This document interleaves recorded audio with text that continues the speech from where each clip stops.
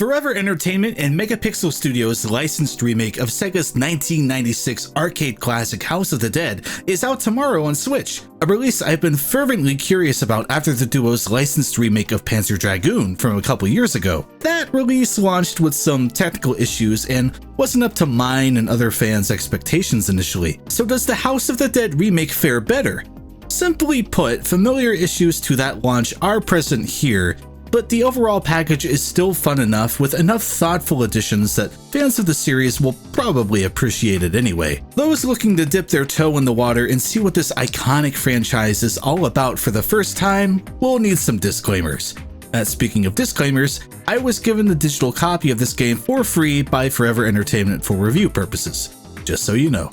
The House of the Dead made its debut as a two-player light gun-controlled arcade game, putting a player in control of Thomas Rogan, no relation, and a second player in control of G, as they try to save scientists and Thomas's fiancée Sophie from horrific experiments gone wrong in Dr. Curian's mansion. The story is threadbare, the voice acting is cheesy, and the zombies splatter like confetti. This all applies to the remake, though it sports its own new English voiceover track with no option for the original voice lines, and the original soundtrack isn't an option here either, as a heads up for series purists. Rogan! It's you! Ah!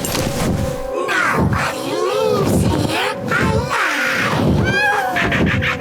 alive! Sophie! Of course, the Switch isn't bundled with light guns, unfortunately, so a split Joy-Con approach while the console is docked is probably the comfiest way for most able-bodied folk to experience the remake. And I've got to say, after fiddling with the options menu a bit, it becomes pretty natural to aim and shoot. While I'm mentioning it though, the options menu is just too hard to read. The game employs a spooky font shown at a small size with a white to gray gradient coloring for the text. My eyesight is pretty okay and I struggle to read it. I can't imagine how it'd be for someone with worse vision. I hope they increase the font size, at the very least, soon. Anyway, using the controller's gyro to aim and shoot evoked some memories of playing on the Wii, and if you've played Captain Toad on Switch, then you have a pretty good idea of how this game will aim already. While a single player can only aim and shoot with one Joy-Con, they can also use the second Joy-Con's second trigger button to reload. It feels much better than using the B button to reload otherwise, and quickly starts to make the process of mowing through zombies even more enjoyable. The main drawback is that you'll often be hitting the Y button to reset the aim, as the aiming icon gets uncalibrated pretty easily. It takes a bit to get used to and will make you appreciate a good light gun all the more, but it's perfectly serviceable. This might just be me playing wrongly, but an unexpected downside of Joy-Con shooting is that pushing the trigger to shoot makes it hard to keep a steady, precise shot against enemies. The force of pushing the button into the Joy-Con just makes the end of it waggle a little bit, and it's hard to keep a precise aim. This especially rears its head against bosses that have very specific weak points, like this one. Additionally, if you choose to play docked with Joy-Cons attached to the Switch, or just have a Switch Lite outright, you can hold the console and move it around to aim. I found this to be even less precise, especially against said bosses, but with some dedication and sensitivity tweaking any options, it could be a viable enough way to play. I mean, I wouldn't recommend it personally, but you could do it. The House of the Dead's gameplay loop is pretty simple. The game is split into 4 chapters, each around 15 minutes long, and the game automatically guides you from location to location. You have to shoot the zombies before they kill you, your health being represented by these lamps in the lower left corner.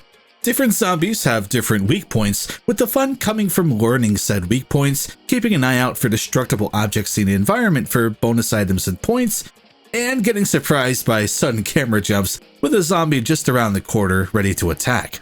To throw you for a loop, the mansion's scientists will often be in peril of incoming zombies, and to save them, you have to not be so trigger happy as to shoot them as soon as they come on screen. I definitely never do anything like that. Rescued scientists will either give you items like health restoration, or open up alternate pathways you'll end up taking. See, House of the Dead isn't a strictly linear game. You'll generally start and finish the game in the same places, but but there are a myriad of alternate paths and branches to discover along the way that help make sure consecutive playthroughs aren't entirely the same. When you die or finish the game, you get this handy screen showing you the route you ended up taking. This design makes the game's short length a boon, as it's always really easy to talk yourself into doing just one more playthrough on a given day and see if you can see a new path you haven't gone on before. It's a lot of fun. My only prior experience with the House of the Dead was the second game's demo on the Dreamcast's generator disc. Yeah, 5 years old, may have been a bit too young to play that. But I enjoyed myself here. I figured I'd take a different approach for this review and not look at the original game before experiencing this, so that I wouldn't have any expectations to hold this new version too. I figure there are plenty of series fans reviewing this on YouTube anyway, and you should go watch them, and I'm sure they'd be much more positioned to give that perspective than if I were to just rush through looking at these games before now. And I actually wasn't expecting it to be so fun with a Joy-Con, but the House of the Dead remake surprised me.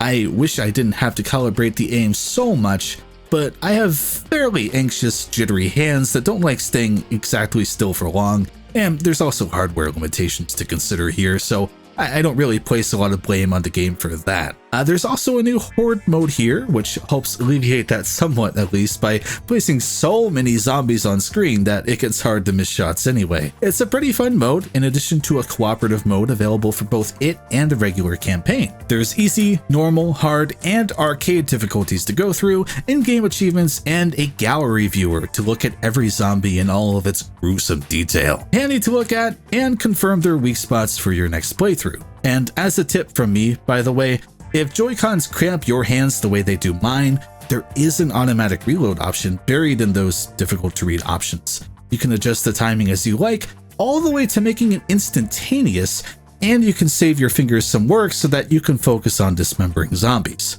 So, what are the downsides to this release? Well, again, for one, that options menu needs another pass. I actively did not enjoy squinting and trying to understand it. That aside, these issues may not be issues for you.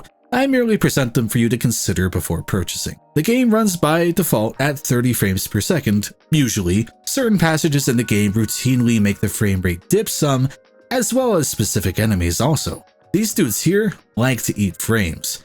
Feeling like your input is getting lost in the shuffle solely because these guys happen to show up is never fun. The game does offer a performance mode option, which, for the most part, lets the game run unlocked with a ceiling of 60 frames per second. The game doesn't always hit that bar, but it does make it feel noticeably better to play when it is on. Unfortunately, it also has the side effect of making it even more noticeable when the game can't keep up. Again, these dudes here, so rude. This option also makes the game's detail drop quite a bit when turned on, expectedly, with the game exhibiting poor draw distances on either mode. Not the thing most people will probably care about, especially in this game, but again, I'm just throwing it out there. It's curious as it reminds me a lot of Panzer Dragoon Remake with some of these specific technical hiccups. I was hoping that after a couple of years we'd see these more solidly tackled, but it doesn't often get in the way of the gameplay, which is what I imagine will matter to most at the end of the day. And the Panzer Dragoon Remake did eventually get a patch to help iron out some of these oddities, so I hope we'll see something similar here. And I also had some weird occurrences happen, like enemy zombies ragdolling like crazy before vanishing out of existence, but I found that to be funnier more than anything else, so that worked out, I guess? I also can't help but wish some textures and objects in the environment didn't look so flat and plasticky. It just feels a bit cheap, but what can you do? And honestly, that's mostly it for what I found to be negative. Curiously, the game makes the Switch run hot and loud when docked, but I was not able to replicate that in handheld mode while the game runs at a lower resolution. So if you have a weird setup like me where your Switch kinda stays near you, you might notice that, but all in all, that's not too rare for the Switch anyway. The House of the Dead Remake is a fun game, with some leaderboards to partake in and some cheat codes and multiple endings to uncover. At the end of the day, what it comes down to is, do you want to spend $25 on it? Price is a subjective thing, but I imagine it'll be the hardest pill here to swallow for most. To those who love arcadey gameplay and playing a tight, focused game repeatedly, I think you'll get your money's worth out of this. But if that isn't you, or if technical issues plaguing an experience turns you off, you might be better off waiting for a discount or a patch. The House of the Dead remake manages to be a solid enough remake that doesn't shake things up too much. It's a graphical overhaul that displays a cheesy, campy attitude that helps make the entire affair fun and memorable. If you're a fan of the series, you'll probably just be happy to see this back, honestly. And if you're new to the series, if what you've seen looks fun, this will likely get your foot in the door to appreciating it. If you fall into either category, you can play it and look forward to the remake of the second The House of the Dead from this team down the road. Kind of like the Panzer Dragoon remake, I expect to find myself returning to this now and then to give it another go just for the fun of it, so I'm happy. What about you, viewer? Will you be getting the House of the Dead remake? And if you're an existing fan, what do you think of the game? I'm curious. Please tell me. I'm just so lonely. Fortunately, I'm never truly alone, thanks to my lovely patrons, especially ones like Adrian, Buckles Chucklo, Daniel, Voltstormo7, Harry, James Boss, Cheat, Joey, Lewis Jones, Starkiller926, Sven Delica, That Trav Guy, and The Crazy Even.